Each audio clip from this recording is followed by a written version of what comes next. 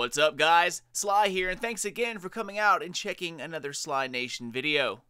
This time, though, we're going to get into a pretty hotly debated topic as of these past few days, and something that I thought worthy of making a video on, and that is the newly unveiled Xbox Scorpio, which we now know is called the Xbox One X. Microsoft had, in my mind at least, the best conference of E3, and while that's not saying their conference was absolutely top-notch, it's mostly because everyone else didn't really show up. I mean, most were just pre-recorded to be an hour-long show of like back-to-back trailers. Microsoft was really the only conference that had live unveilings. Real people talking into microphones and showing off their new things. The others had hosts who spoke at the beginning for like 20 seconds, then said goodnight at the end, so it was quite disappointing. Sony usually does a fantastic show for E3, and there was a couple good viewings, including the God of War, but Destiny 2 was like a 30-second blur. I mean, no Death Stranding update and a ton of other missed opportunities. You know, I consider myself just a gamer. I'm not a fanboy of one console or another, nor do I feel the need to gloat about how awesome my PC is. I play handhelds, consoles, and PCs. They all have their place. But the lines between console and PC are starting to become pretty blurred, especially in the gaming department. Now, I wanted to make a video mostly on the price of the Xbox One X, which I'll just call the X from now on. A recent slew of gaming websites have been dropping negative criticism about the $499 price tag, and they're all pointing to the fact that consoles shouldn't cost that much. But again, remember what I just said, the lines between what is traditionally considered a console are becoming different than the years past. So I wanted to do a piece on my thoughts about the X and why I think $499 is expensive. I mean, come on, it's $500. But for what you're getting, it is an absolute bargain. Now keep in mind that I have not had the chance to play on an Xbox X, but I've sent emails asking to gain access sometime in the future. So hopefully then I can do a full review, but we're going to have to see about that. In the meantime though, let me show you guys where I'm coming from. First off, I've been following the progress of Scorpio since it was a whisper a few years ago, and I have kept up with it ever since. The purpose of a console traditionally is to deliver a good gaming experience that anyone can use without understanding a thing about PCs or electronics while hitting a decent price point.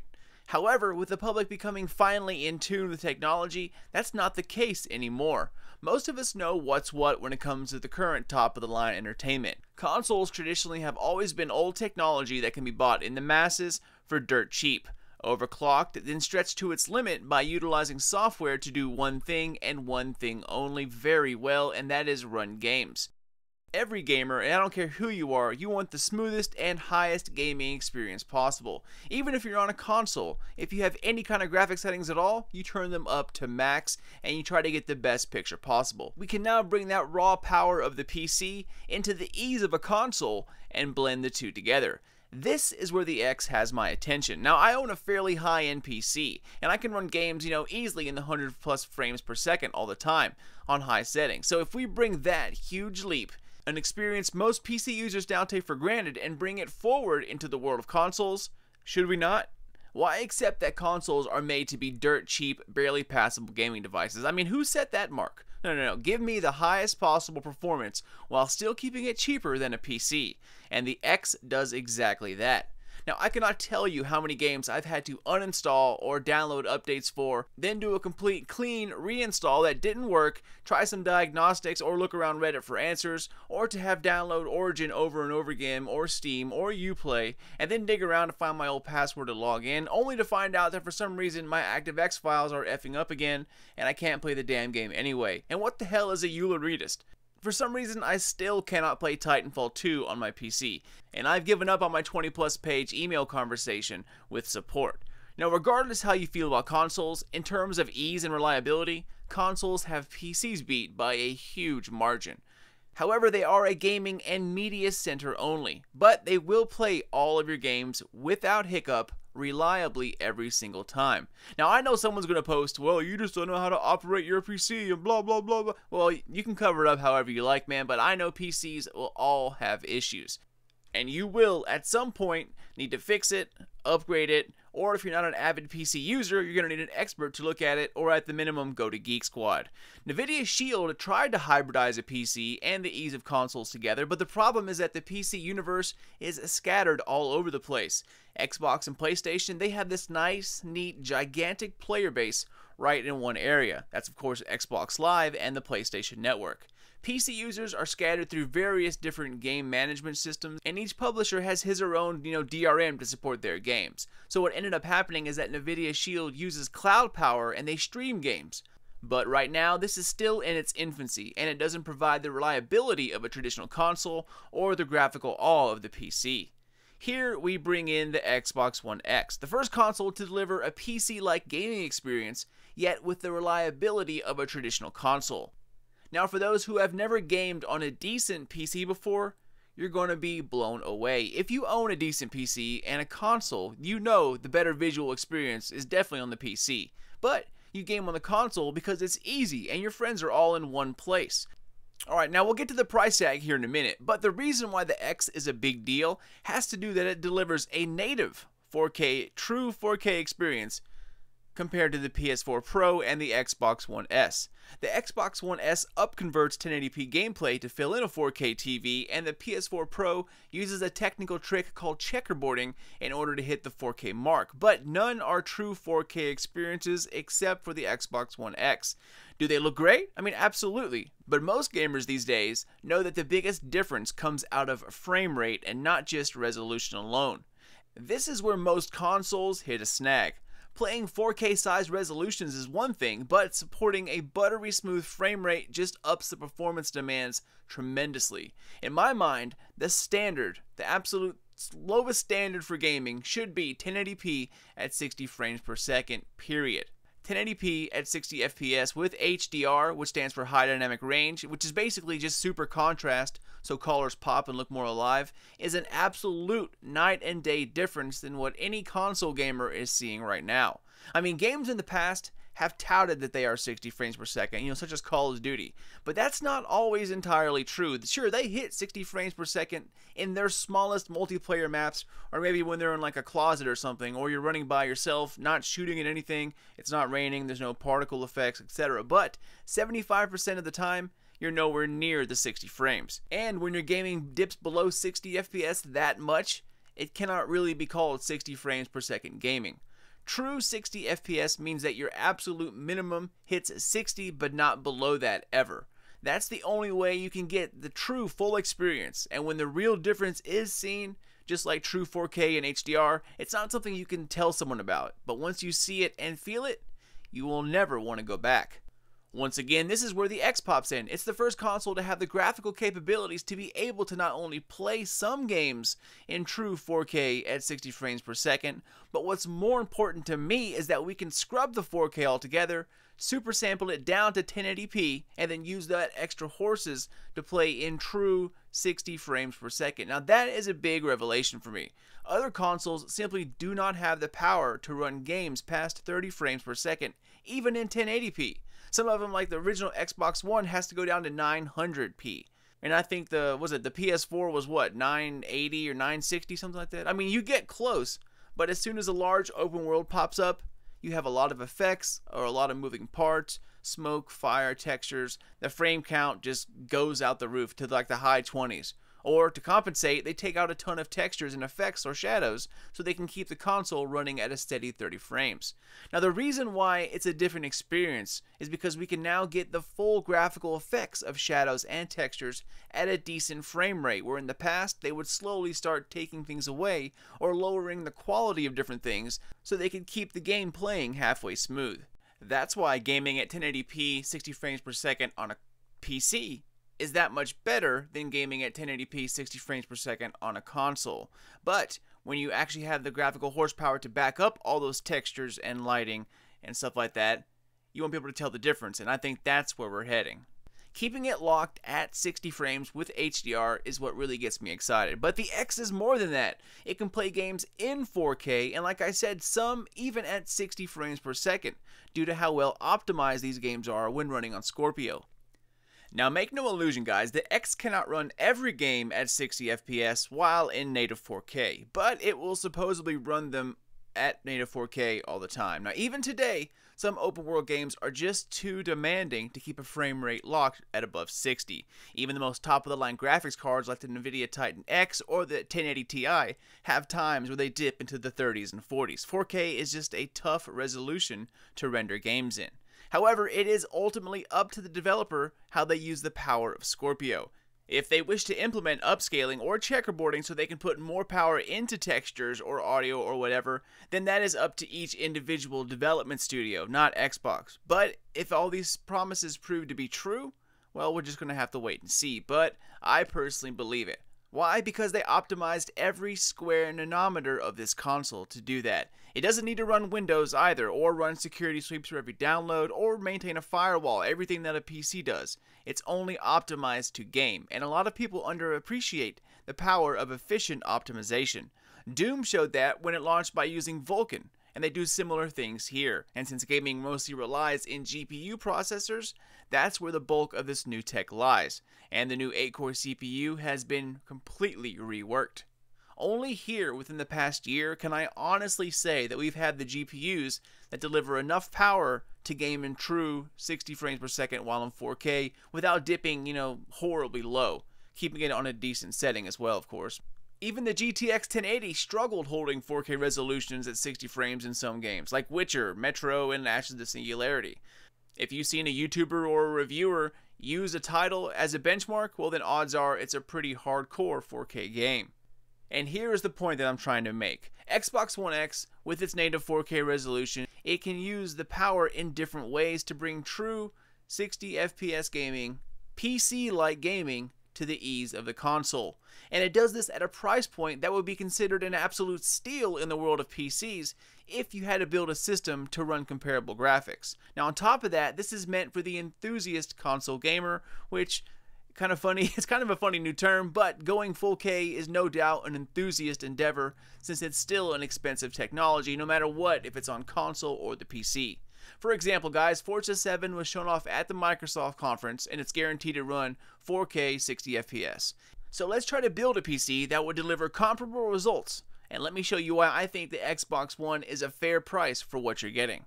Now, for those of you that don't know a lot about PC or PC hardware, you're just going to have to trust me here, but I went out and found the cheapest components possible, some even on sale, that deliver the power we need to run a game like Forza at 4K 60 frames per second. Recently, there's been a boom in powerhouse components, but I'm going to leave those out. Now, just to show you the min spec of something comparable, here are the specs off of the website for Forza 6, and these are to run it at 4K 60 frames per second.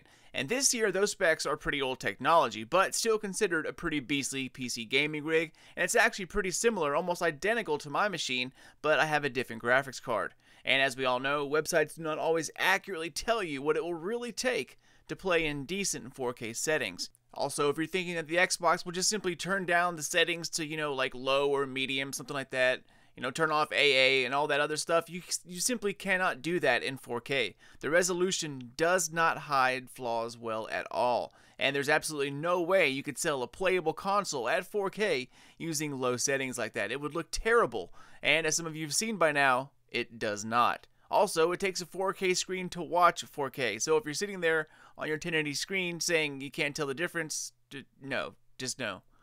So first, a CPU. You're going to need something decent so you won't bottleneck your graphics card. While I would recommend an i7 Intel chip, the newer and vastly cheaper AMD Ryzen chips should do the trick. So this Ryzen 5 should work nicely. After that, you're going to need a hard drive. So let's get an SSD comparable to a console's, 500 gigs. Next, we'll need a power supply, and to keep things running for a long time, you're going to need a halfway decent one. Also, big graphics cards need big power supplies. And like I said, you want it to last, you're going to need something that's at least 80 plus bronze. Throw in some decent memory, and since we're gaming, 8 gigabytes should do it fine. Also, a motherboard. We'll need all of that shit to tie it in. So let's find the cheapest one possible that's halfway decent. Next, let's find the cheapest PC case possible so we can stuff all that crap in there. And finally, the meat of the situation, let's get a graphics card or GPU that can run these games. As most of us know, games are possible because of these huge graphic cards. The CPU is of course instrumental, but this GPU is really where the horsepower comes from. And like I said earlier, here lately there have been huge leaps forward in GPU and CPU technology, especially from the AMD side of things. And because 4K gaming is very taxing on your system, even the most beastly graphics card have a hard time hitting 60 frames per second at 4K.